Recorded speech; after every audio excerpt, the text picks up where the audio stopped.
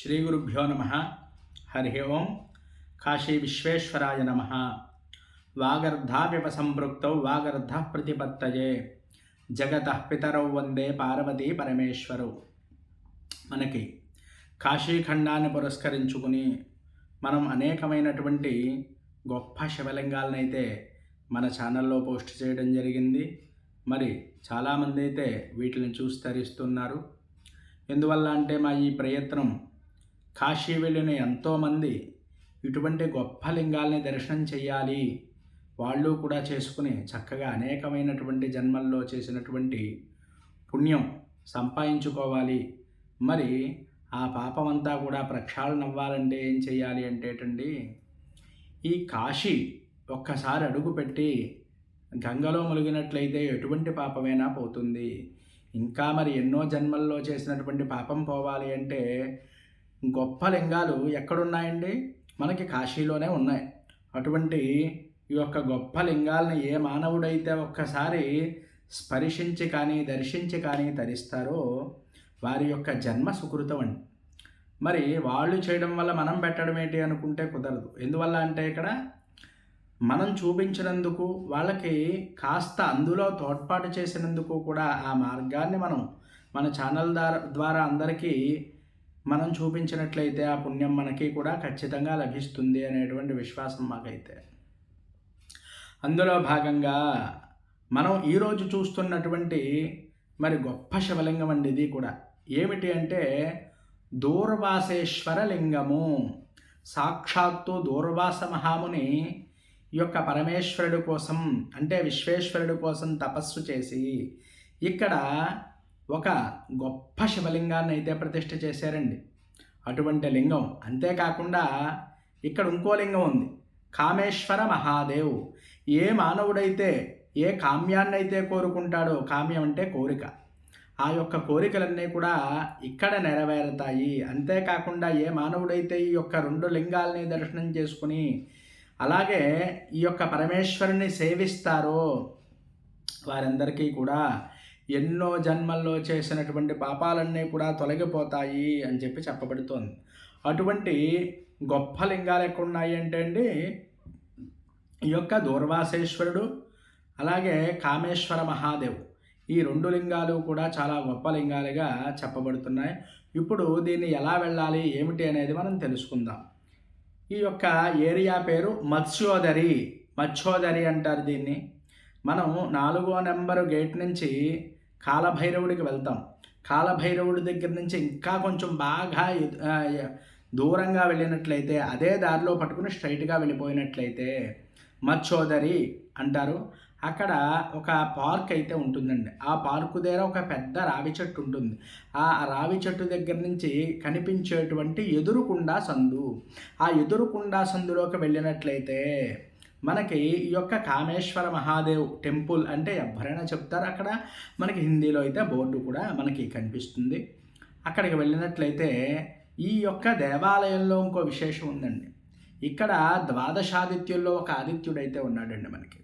ఆయన పేరు ఖగోల్కాదిత్యుడు. ఖగోల్కాదిత్యుడిని కూడా మనం దానికోసం కూడా అంటే ఖగోల్కాదిత్యుడికి ద్వాదశాదిత్యుల్లో మనం అయితే వీడియోలు చేసాము.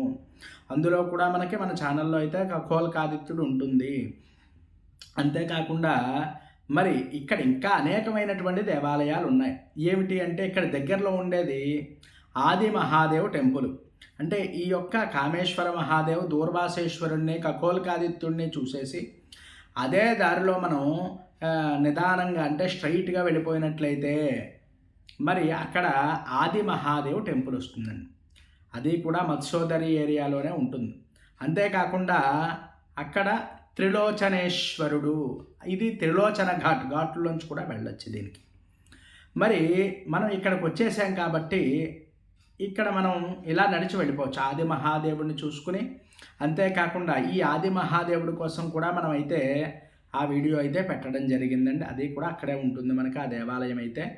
అంతేకాకుండా కొంచెం ఎదరికి వెళ్ళినట్లయితే త్రిలోచనేశ్వర మహాదేవ్. ఆ యొక్క త్రిలోచనేశ్వర మహాదేవుడు కూడా మనం వీడియో చేయడం జరిగింది. అందులో కూడా అరుణాదిత్యుడు ఉంటాడు అక్కడ, మనం అది కూడా దర్శనం చేసుకోవచ్చు. అంతేకాకుండా నర్మదేశ్వరుడు అనేటువంటి లింగం కూడా ఇక్కడే ఉంటుందండి. అంటే ఈ త్రిలోచనేశ్వరుడి దగ్గర నుంచి కొంచెం ఎదరికి వెళ్ళినట్లయితే ఈ లింగాలనే ఒకే చోట ఉంటాయి. ఇది త్రిలోచన్ ఘాట్ అని ఉంటుంది. ఆ ఘాట్లోంచి వెళ్ళినట్లయితే అక్కడ దిగి ఇలా వచ్చినట్లయినా మనకి ఇవన్నీ కూడా చూసుకోవచ్చు. లేకపోతే బై రోడ్డు, అంటే రోడ్డు ద్వారా వచ్చినట్లయితే మనం ఏ ఆటో కానీ లేకపోతే ఏదైనా మరి కారు కానీ కట్టించుకున్నట్లయితే మనం మచ్చోదరి అనేటువంటి ఏరియాకు వచ్చి దిగి ముందుగా ఇవి చూసుకుని ఈ దారి గుండానే మనం వచ్చి ఇవన్నీ కూడా చూడవలసి ఉంటుంది. అందరూ కూడా తప్పక దర్శించవలసినటువంటి లింగాలండి. ఈ త్రిలోచనేశ్వరుడు అయితే మనకి మోక్షలింగాల్లో ఒకటి.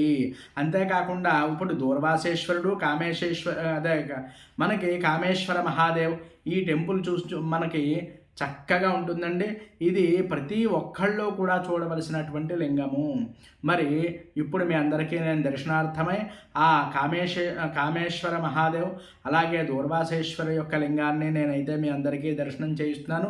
మీరు కూడా తప్పకుండా దర్శనం చేసుకోండి. అంతేకాకుండా వీలుంటే మరి వారణాసి వెళ్ళిన వాళ్ళైతే ఈ లింగాన్ని వెళ్ళి చూడండి. అవకాశం లేని వారైతే మరి మన ఛానల్లో చూడండి. ఇప్పుడైతే నేను మీ అందరికీ కూడా ఈ దర్శనాన్ని చేయిస్తున్నాను. చూడండి, ఇప్పుడు మనం చూస్తున్నటువంటిది కామేశ్వర మహాదేవ్ టెంపుల్. మనకి ముద్దుగా ఇలా వెళ్ళినట్లయితే మనకి చూడండి చక్కగా మనకి ఈ దేవాలయం అయితే చాలా విశాలంగా ఉంటుంది. ఇప్పుడు మనం కామేశ్వర మహాదేవ్ అలాగే దూర్వాసేశ్వర లింగాల్ని చూడ్డానికైతే లోపలికి వెళ్తున్నామండి. మనకి లోపలికి వెళ్ళగానే ఇప్పుడు చూడండి ఈ యొక్క చూస్తున్నటువంటి పెద్ద లింగం ఉంది, ఇది కామేశ్వర మహాదేవ్. అలాగే ఆ పక్కనే చూడండి కొంచెం లోపలికి ఇప్పుడు చూపిస్తున్నాను చూడండి, ఇది దూర్వాసేశ్వరుడు. సాక్షాత్తు దూర్వాస మహాముని ప్రతిష్ఠ చేసినటువంటి లింగం దూర్వాసేశ్వర లింగంగా చెప్పబడుతుంది. ఇది కనుకను ఒక్కసారి ఏ మానవాళైతే దర్శనం చేసుకుంటారో వారందరికీ కూడా ఎన్నో జన్మల్లో చేసినటువంటి పాపాలన్నీ కూడా తొలగిపోతాయి అని చెప్పి చెప్పబడుతోంది. మరి అటువంటి గొప్ప లింగాలండి ఈ రెండూ కూడా ఒకే దేవాలయంలో అయితే మనకి మరి దర్శనం అయితే అవుతాయి. మీరందరూ కూడా తప్పకుండా వెళ్ళవలసినటువంటిది, దర్శించవలసినటువంటి క్షేత్రం ఈ యొక్క వారణాసి క్షేత్రంలో గల ఈ దూర్వాసేశ్వర లింగము, కామేశ్వర మహాదేవలింగము. మరి ఈ ప్రాంగణం అంతా కూడా అలా ఉంటుంది. ఈ స్వామివారిని ఒక్కసారి భక్తి శ్రద్ధలతో ఏ మానవుడైతే అర్చన చేసుకుంటాడో మనం వెళ్ళేటప్పుడైతే చక్కగా ఇక్కడ మారేడు పత్రి తీసుకుని స్వామికి అయితే అర్చన చేసుకోండి. అలాగే మన ఛానల్ని సబ్స్క్రైబ్ చేయండి, లైక్ చేయండి, కామెంట్ చేయండి. హరి ఓం.